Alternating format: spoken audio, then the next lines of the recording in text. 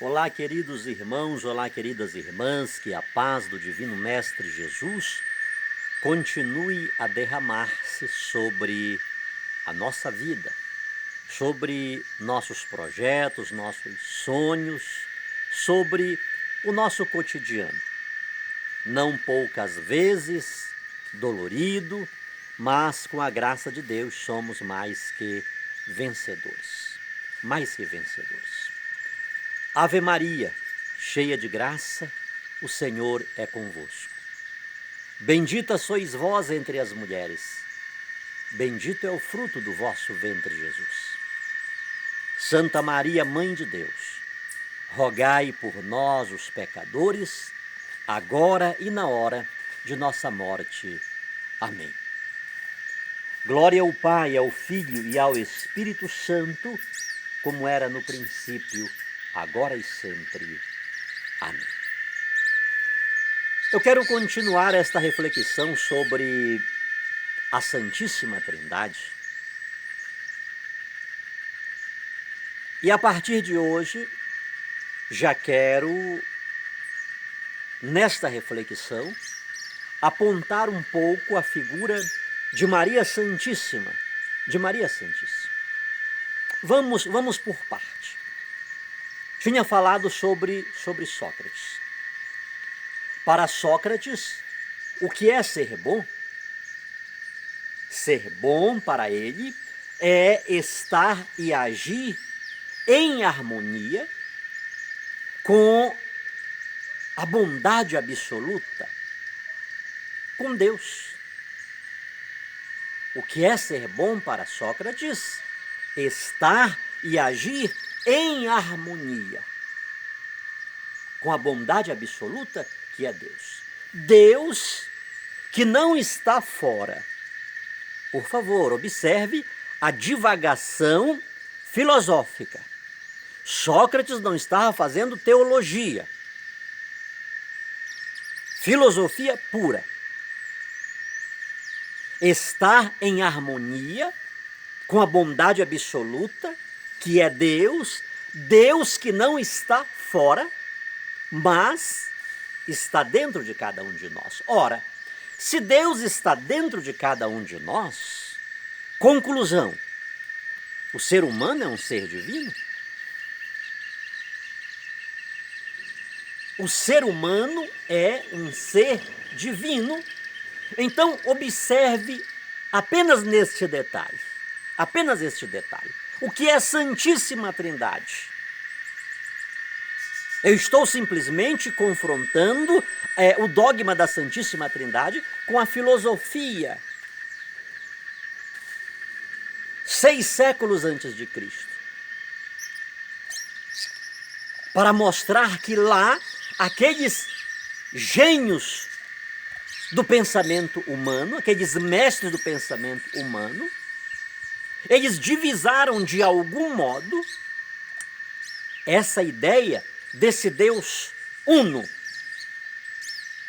Claro que eles não formularam a doutrina da Santíssima Trindade, mas eles deixaram brechas significativas, consistentes, para que anos mais tarde a Igreja pudesse elaborar de forma sóbria, coerente, bíblica, sistemática, o dogma da Santíssima Trindade. Então, se o ser humano, se Deus, ele está dentro de cada ser humano, o ser humano é um ser divino, então naquela época Sócrates já estava dizendo. Sócrates nasce em 469 a.C. Naquela época ele estava dizendo: o ser humano é digno do maior respeito. O ser humano é digno de honra. Não podemos vê-lo, não podemos tratá-lo como se ele não tivesse nenhum significado. Deus está no ser humano.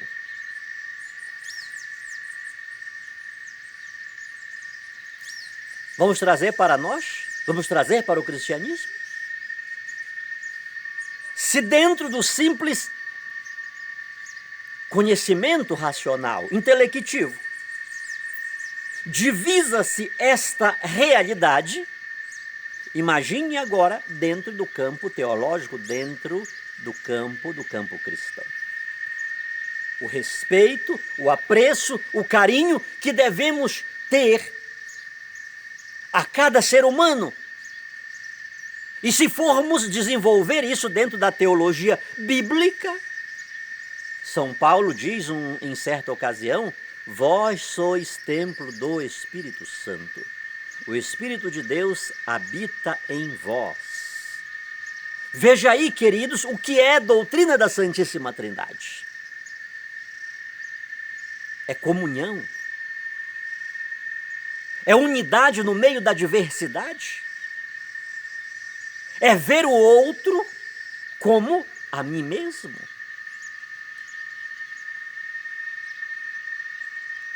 É ter os mesmos sentimentos de Cristo, que Cristo tem pelo outro, eu devo tê-lo também. É olhar para o outro não como alguém inferior a mim. Ah, mas ele não é da minha igreja. Ele não faz parte do projeto Maria Santíssima. Ele não é da minha família, não é da minha cidade, do meu estado, da minha nação. Santíssima Trindade é crer e é colocar-se debaixo da paternidade única, e debaixo dessa paternidade única não podemos chegar ao resultado que 8 bilhões de seres humanos no planeta Terra são irmãos. Devem querer o bem um dos outros, devem amar-se e não odiar-se. Vós sois templo do Espírito Santo. Saulo, Saulo, por que me persegues? Saulo não estava perseguindo diretamente a Jesus de Nazaré, mas os cristãos. Jesus estava na vida de cada um daqueles cristãos que eram perseguidos, que eram presos, que eram levados à morte. Como no caso de Estevão, a lapidação.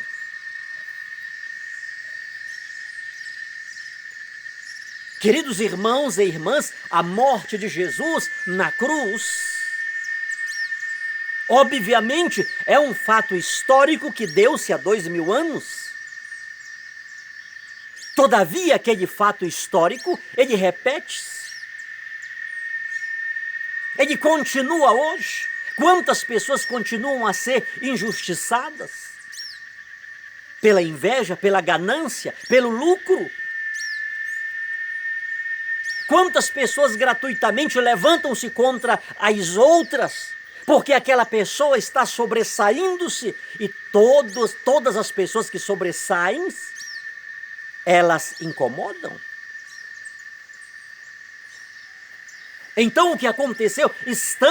Quantas e quantas vezes os nossos sinédrios, inclusive até familiares, reúnem-se para condenar alguém.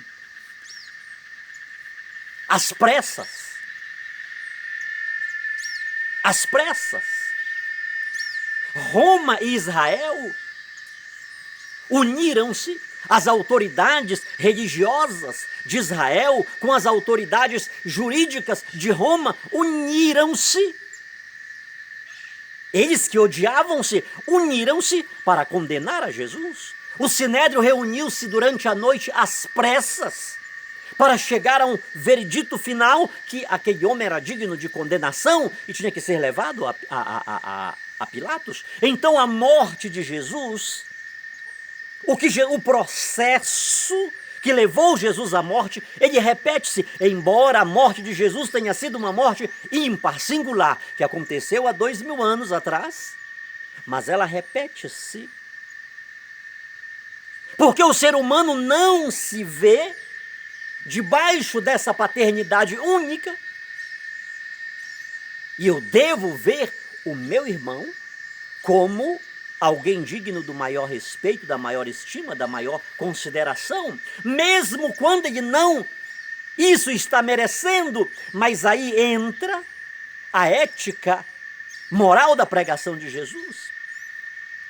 Vai com ele 2 milhas, larga também a capa, dá a outra face. Então é necessário, queridos, que entendamos por quê. Missionário, então eu vou andar com a cara toda quebrada? Não, mas o que temos feito para viver em paz com os outros? Será que temos dado um desconto? Será que temos afrouxado um pouquinho? Será que temos tido um pouco de paciência?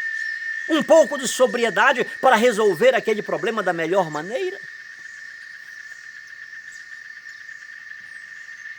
Então, se Sócrates diz que devemos estar e agir em harmonia com a bondade absoluta que é Deus, que está em nós, observe a exigência do cristianismo. Jesus chega a dizer: eu e o Pai somos um.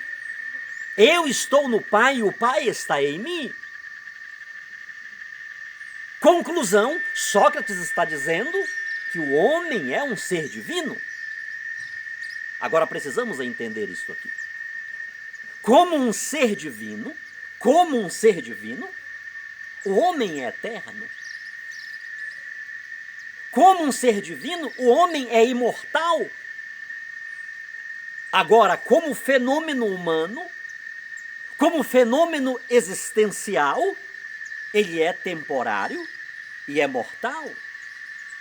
Ou seja, Sócrates está dizendo que, observe, enquanto os filósofos individualistas diziam, antes do Sidney,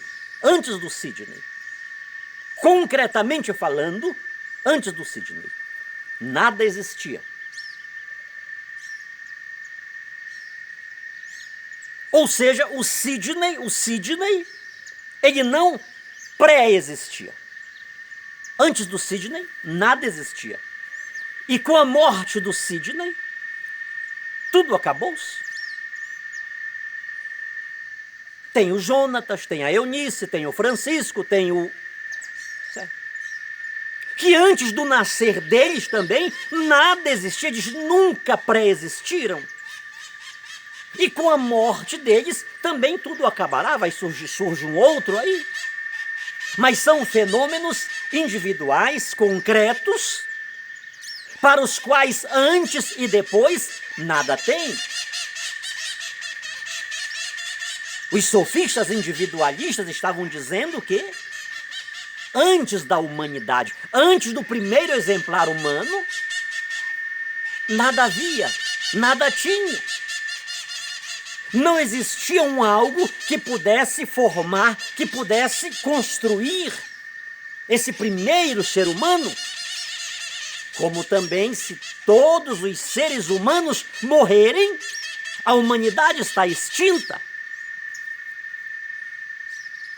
Sócrates, ele vai além quando ele diz que, quando Sócrates diz que Deus está dentro e não está fora do ser humano, ele está dizendo que antes do seu nascer, o homem já existe. Como existirá após a sua morte? O que é isso? É a doutrina da imortalidade. É a doutrina da imortalidade. É uma doutrina que afina-se com aquilo que 400 anos depois de Sócrates, Jesus irá pregar, irá ensinar. É o que a igreja ensina. Não temais aqueles que apenas podem matar o corpo. Este era o pensamento de Sócrates. Não temais apenas aqueles que podem matar o corpo, para além do que nada mais podem fazer. Temei aquele que pode destruir o corpo e lançar a alma no inferno. Pode destruir tudo. Jesus está dizendo que o homem é mais que o corpo, é mais que a matéria, tem algo a mais. Antes do seu existir fenomenal, ele já existe. E assim que o ser humano morrer, deixar de existir, fenomenalmente falando, ele continuará a viver. Por sinal, Sócrates, missionário, isso não foi tudo só uma teoria de Sócrates, ele cria nisso. Não era apenas uma teoria filosófica, ele cria nisso. Aos 70 anos, ele foi condenado à morte. Primeiro, por não adorar as divindades do Estado nacionalistas e porque ele foi acusado de corromper a mente da juventude. Os amigos de Sócrates subornaram o guarda da prisão para que ele fosse liberto, e o guarda aceitou o suborno, e os amigos de Sócrates disseram que ele estava livre para fugir. E ele disse: não farei isso, porque se eu fugir, os meus amigos e os meus discípulos não vão crer na honestidade, na seriedade dos meus ensinamentos. Sócrates tinha um amigo muito querido, Crito, que no meio das lágrimas ele chorou para que Sócrates fugisse, para que ele não fosse morto. E Sócrates disse para Crito: ninguém pode matar Sócrates. Sócrates é imortal. Sócrates não é o seu corpo. Sócrates é a sua alma. E dessa forma, ele ficou sentado dentro daquela prisão e na manhã seguinte, ele tomou a taça da cicuta, a taça mortal, a taça fatal, que deu cabo à vida existencial, à vida fenomenal daquele boêmio da filosofia grega. Então observe, queridos, que Sócrates está colocando o homem em Deus. E é bom dizer que naquela época, os hebreus, eles não tinham ainda a ideia de ressurreição, a ideia de vida eterna, a ideia de mortalidade, de imortalidade. É bom que isto seja registrado. Intelectualmente falando, racionalmente falando, Sócrates deu um salto vertiginoso. Então não podemos esquecer que essa fé em Deus, Todo-Poderoso, Criador do céu e da terra, ela passa pela razão humana. João Paulo II, na Fides et Ratio, ele mostra que a fé e a razão são as duas asas através das quais e com as quais e pelas quais o homem chega ao conhecimento da verdade. O processo de intelectualização do ser humano deixa claro que as conquistas que o homem tem chegado em todos os campos hoje, o que é isso? É Deus capacitando o intelecto humano para que ele possa avançar, crescer, progredir e transformar esse conhecimento em bem para a sociedade, para o seu semelhante. Então não podemos ignorar, é fé. Não, calma. É fé em Deus, sim, mas essa fé passa pela cachola aqui. Passa pelo intelecto, passa pela razão. Não podemos abrir mão do intelecto. Bendize, ó minha alma, ao Senhor, e tudo que há em mim bendiga o teu santo nome. O meu intelecto faz parte do dom de Deus para a humanidade. E ele também precisa curvar-se diante de Deus em agradecimento, dizendo: louvo-te, Senhor, porque me fizeste saber estas coisas. Louvo-te, Senhor, porque apesar de quem sou pequeno, frágil, me destes a capacidade de fazer um transplante, de dar condições deste alguém que praticamente já estava morto, possa viver mais vários anos de sua vida através de um transplante de coração, de fígado, de medula e por aí vai. Infelizmente, muitas vezes não se vê isto, mas esta é a oração que as mentes mais intelectivas e que progrediram no conhecimento científico, seja qual ramo que seja, deveriam dizer: eu te louvo, Deus, Criador do céu e da terra, porque embora eu seja também um mortal, embora daqui a alguns anos eu deixe de existir fenomenalmente, mas tu destes a este ser, que aqui é temporário, que vive dentro de um parêntese do tempo, a capacidade de fazer coisas grandes e extraordinárias para o bem da sociedade, de formar tantos outros que serão iguais ou muito melhores a mim, até porque a grande honra do mestre não é que o aluno, que o discípulo seja do seu tamanho, mas que lhe ultrapasse.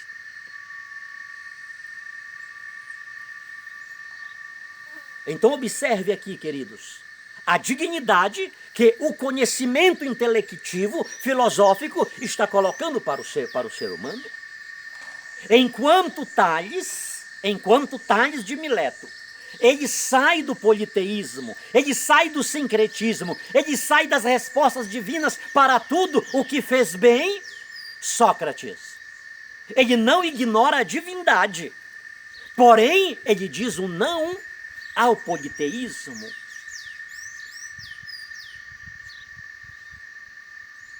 Sócrates ele vai por um outro caminho, e este ir contra o politeísmo foi uma das mais graves acusações que o levou à morte, a tomar a taça da cicuta.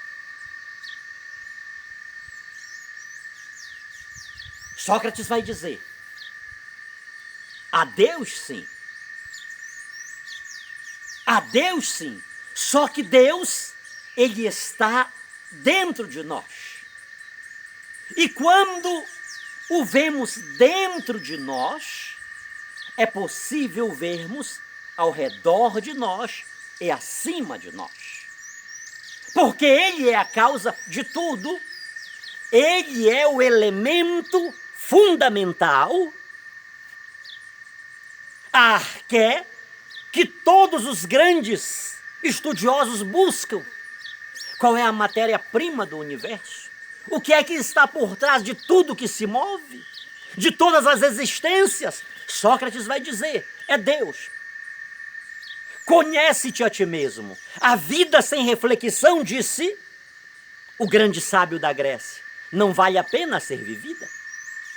Quando refletimos e quando buscamos conhecer a nós mesmos, quando entramos em nós mesmos, nós chegamos ao conhecimento da matéria-prima que está por trás de tudo que se move. Deus.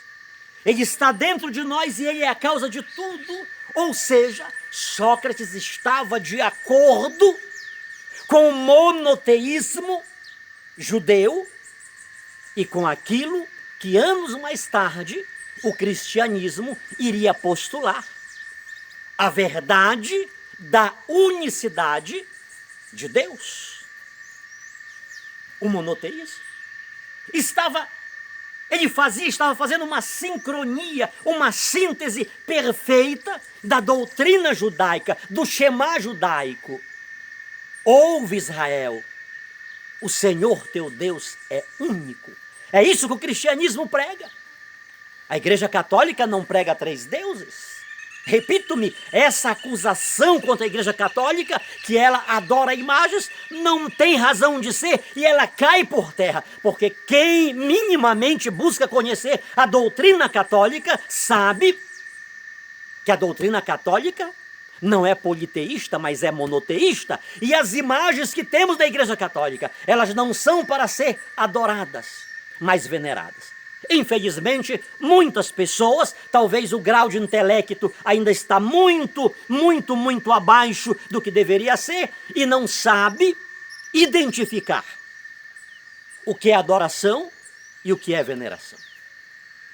Porque outra explicação não pode ter, não pode haver, para uma coisa tão simples. Creio em Deus Pai Todo-Poderoso, Criador do céu e da terra. Esta é a doutrina da Igreja Católica. Creio em Deus Pai Todo-Poderoso, Criador. Adorar é dizer, tu és o meu Criador. A igreja nunca disse, Maria, tu és a minha Criadora. A igreja nunca disse, Pedro, tu és o meu Criador. Antônio de Pádua, Rita de Cássia, tu és o meu Criador. Nunca.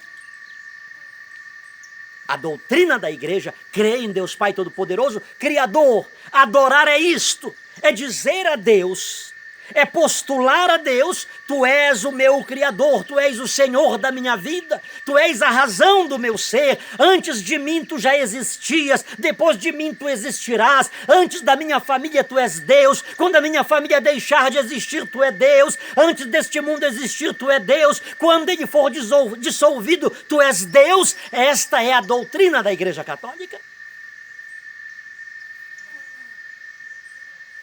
Então observemos, queridos, que racionalmente falando, Sócrates chega ao Deus único. Ora, se entrando em mim, observe, se entrando em mim eu encontro Deus, é a viagem mais difícil? É a viagem mais difícil? Quantas vezes vamos para a frente do Santíssimo, fazemos as nossas orações e não conseguimos encontrar Deus, queridos, porque o que nós queremos é falar,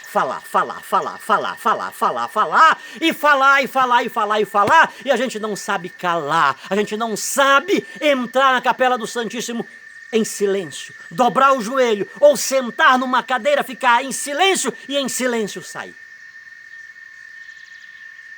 Achamos que falar com Deus, orar, é simplesmente abrir a boca e falar desesperadamente e não conseguimos ouvir a Deus. Não conseguimos falar com Deus, com o nosso coração, com a nossa mente, com os nossos sentimentos, com o intelecto dormente.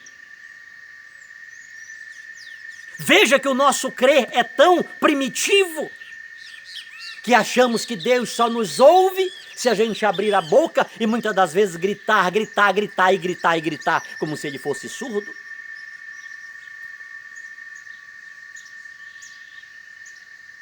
São modos primitivos, arcaicos, que ainda não ultrapassamos e por isso não conseguimos, queridos, entrar em nós para ver Deus e sobretudo escutá-lo que quer falar. Mas nós o calamos com o nosso falar. E muitas das vezes um falar egoísta, um falar que refere-se apenas a mim, à minha família, aos meus sentimentos. Se entrando em mim encontro Deus, obviamente, acima e ao redor de mim está Deus. E o homem não pode estar senão dentro de Deus. A partir daqui, começarei a falar um pouco sobre Maria Santíssima. Se entrando em mim encontro Deus, o ser humano não pode estar em outro lugar senão dentro de Deus. É onde os santos estiveram,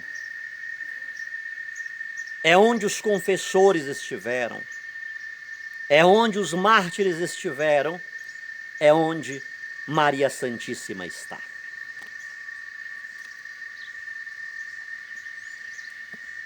E naqueles dias, levantando-se Maria, foi apressada às montanhas a uma cidade de Judá.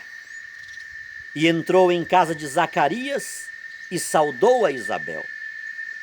E aconteceu que ao ouvir Isabel a saudação de Maria, a criancinha saltou no seu ventre e Isabel foi cheia do Espírito Santo. Lucas capítulo 1, do 39 ao 41. É a partir desta palavra que iremos conversar no nosso próximo encontro. Quero passar alguns dias falando sobre Santíssima Trindade, mas agora focando sobre Maria Santíssima. Sócrates, ele chega em Deus. O Deus que os hebreus pregam é único. O Deus que os cristãos pregam é único, um só Deus. Um Deus em três pessoas. Uma é a essência, mas inúmeras são as diversidades. Então, essa essência está nas existências. Se entrando em mim encontro Deus, obviamente o homem está dentro de Deus. É onde os santos estiveram. E sobretudo agora estão. É onde Maria esteve e sobretudo agora está. Então vamos ver um pouco de Maria dentro do mistério da Santíssima Trindade. Que Deus seja louvado e que essa Mãe Puríssima, que essa Mãe Santíssima, esse vaso insigne de devoção, continue a derramar-se sobre cada um de nós e que debaixo do seu manto podemos todos estar, para que juntos com ela possamos adorar o Deus Todo-Poderoso, único Criador do céu e da terra.